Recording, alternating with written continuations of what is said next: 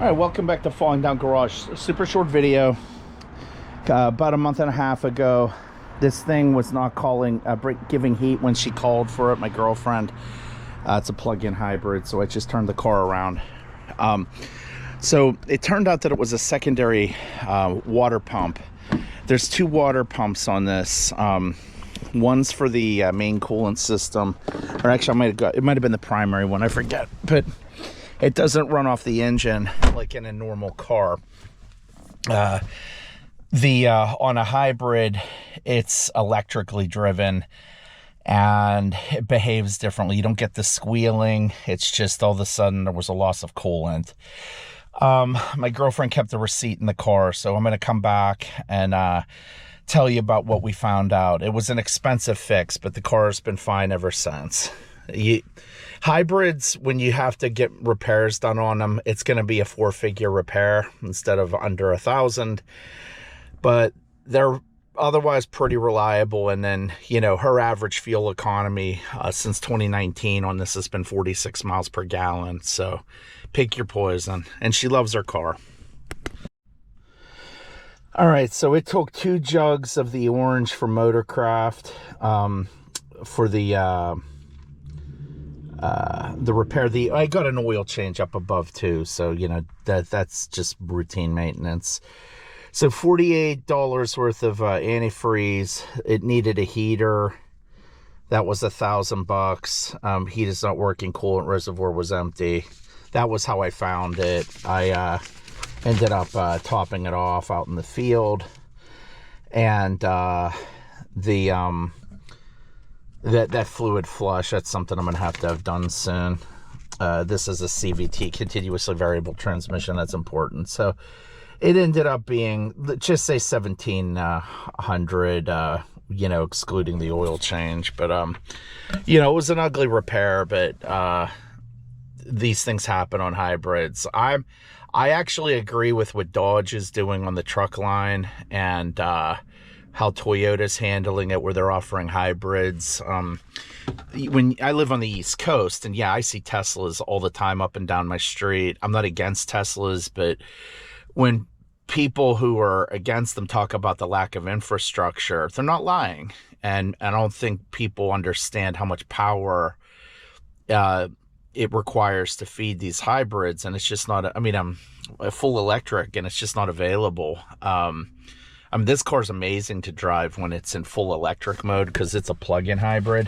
I mean, it has a ghost-like quietness to it. It makes you want to shut the radio off and just enjoy how absolutely quiet the thing can be.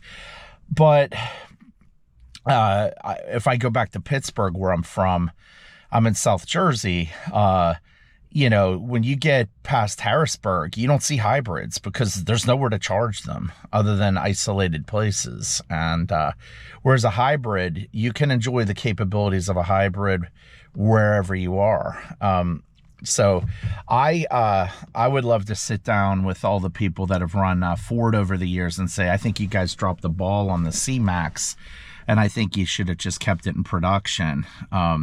These American companies, they're all living in the now, and they're afraid to take a risk and make decent cars for long-term purposes. So what they do is they just they cede the car market to Toyota and the Koreans, and I think it's stupid because people still drive cars. They're just not driving American cars. So they'll make trucks. We make amazing trucks. And we make sport utilities and crossovers, but we don't make cars here in this country. I could go to Europe and still buy a CMax. It's not here. It's with my daughter. I have a 2016 Ford Transit Connect, that little front-wheel drive wagon that's 3/4 ton rated. Gets 25 miles of the gallon. It can tow 2,000 pounds as a 3/4 ton rated hitch. I can buy it in Europe. They quit making them here, and they're going to offer a Volkswagen sourced product as a van here. And if any of you have had the misfortune of owning a Volkswagen sourced product after about 1995, you will understand my lack of enthusiasm for them. They are maintenance nightmares. They're not designed to be worked on. Ford makes great cars, but they just don't let us buy them here. And it's a real shame. So I own a Prius for my daily driver for work.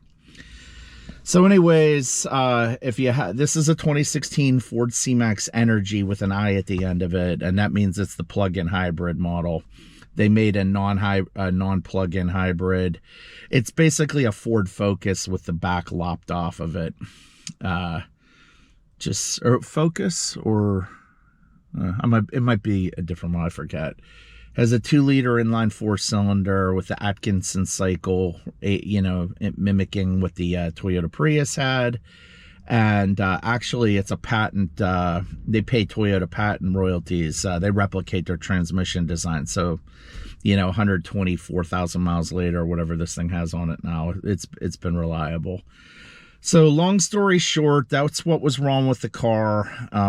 I just wanted to, since I opened the can of worms on this, I wanted to finish up the video. I don't really have a specific format on this channel. It's just whatever comes up. I'm filming a plumbing video today. So, previously I just released a video on fixing the fuel filler lines on my 1992 Jeep Wrangler. So, whatever comes up, I fix it, I film it, I release it. All right.